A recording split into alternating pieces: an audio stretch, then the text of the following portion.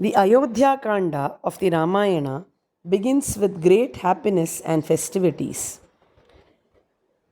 In the beginning of the Ayodhya Kanda, Bharata and Shatrughna leave from Ayodhya to their maternal grandfather's place, which is in the kingdom of Kekaya. King Dasharatha finds that he is getting old and his son Rama had become capable of taking over the state of affairs. So he wanted to crown Rama the king of Ayodhya. When King Dasharatha proposed this coronation plan to everybody in his court, all of them received it with great happiness. The subjects of Ayodhya rejoiced to know that Rama was going to become their king. However, there was one person who disliked Rama very much. She was Manthara, the maid of Queen Kaikeyi. She wished that only Kaikeyi's son Bharata should rule and Rama should not rule. So, she took this proposal to Kaikeyi and poisoned her mind against Rama. Originally, Kaikeyi was very fond of Rama and felt that he was deserving to become the king. However, Manthara poisoned her mind, saying that if king, then Kaushalya would get more importance than her. Kaikeyi did not like this idea and so got influenced by the words of Manthara. How to stop this coronation? She started thinking. Manthara gave her another idea. It seems Kaikeyi had told King Dasharatha something in the past. What was that? There was a battle between the Devas and the Asuras in which King Dasharatha assisted the Devas. Kaikeyi was the charioteer of King Dasharatha in that battle. At a point of time, King Dasharatha was badly wounded and Kaikeyi saved him at that time by riding away the chariot to a safe place and taking care of him. At this time, King Dasharatha promised 2 boons to Kaikeyi. He said, "Since you have saved my life, I wish to grant you 2 boons. Kaikeyi then said that I shall redeem these boons whenever I want. Now I don't want anything.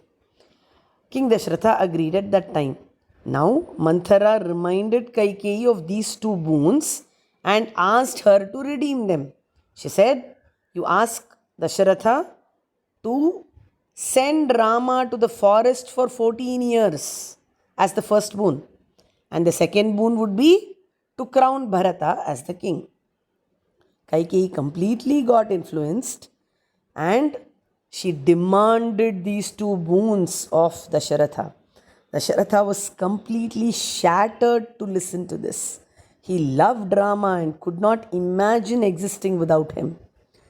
But he had to honor the boons that he had given to Kaikeyi because righteous kings had to stand by their word. However, he had also promised that Rama would be crowned the king. So now he was caught between 2 promises. He was completely disturbed and did not know what to do. At this time, Rama came to the rescue of Dasharatha. He understood the situation and he said that, "O father, I shall go to exile and you can crown my dear Bharata as the next king. I shall honor the word that you have given to Mother Kaikeyi." Saying so, Rama readily started for the forest. As he started for the forest, his wife Sita and brother Lakshmana accompanied him. All the citizens of Ayodhya were weeping in sorrow. They did not want their dear Rama to go to the forest. And if he went to the forest, they all wanted to follow him. Rama tried to convince everybody, but nobody would listen, and everybody started for the forest with him. They all went that night and stayed at the banks of the river Tamasa. Just before dawn, before everybody could get up, Rama quickly sneaked away from that place and went towards the forest.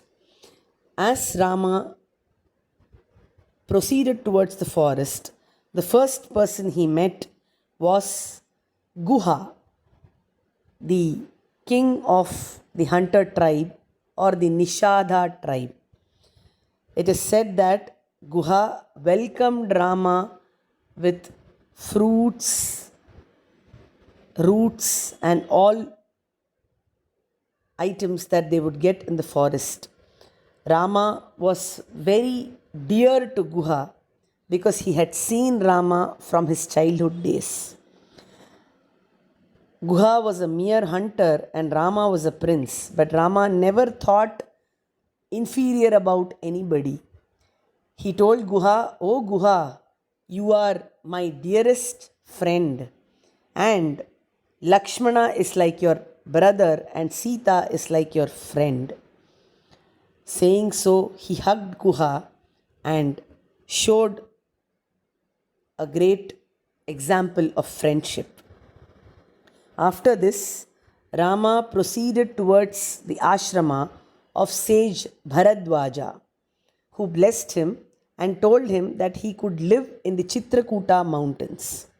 Rama settled down in Chitrakuta. Meanwhile, we need to see what happened back in Ayodhya. Dasharatha was unable to bear the separation of Rama and gave up his life.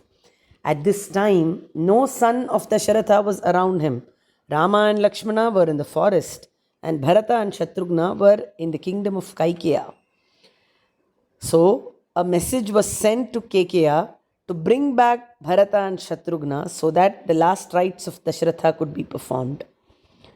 Bharata came back, performed all the rites of Dasharatha, and was very, very troubled to know what has caused the death of his father.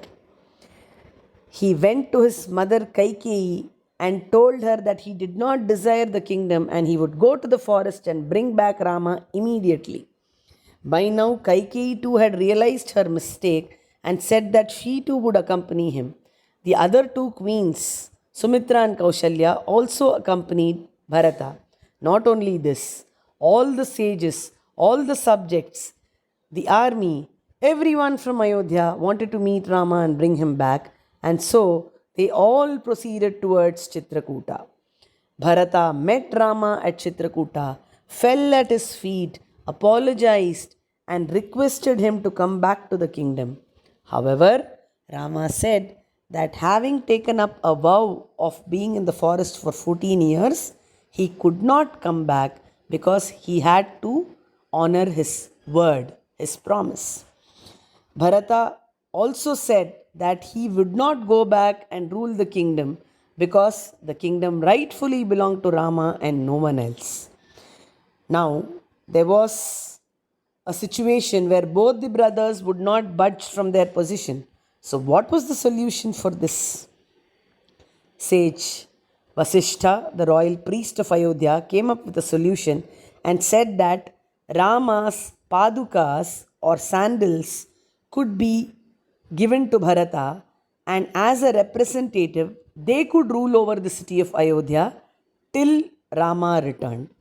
Bharata happily accepted this offer and carried the padukas on his head, went and coronated them, and said that keeping them as a representation of Rama, he would take care of the state of affairs till Rama returned. Not only this, the great Bharata said that he also would live like a forest dweller or an ascetic till his brother Rama came back after 14 years. And if Rama failed to come after 14 years, he would give up his life doing Agni Pravesha or entering into the fire. Such was the devotion of Bharata towards his brother Rama. So once the Paduka coronation or Paduka Pattabhishekam was done, Ayodhya was taken care of well, and Rama decided to vacate Chitrakuta and proceed towards Dandakaranya.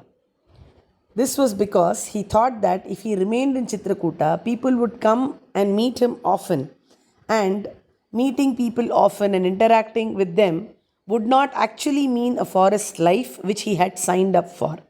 So he decided to move to Dandakaranya. With this, the Ayodhya Kanda of Ramayana gets completed.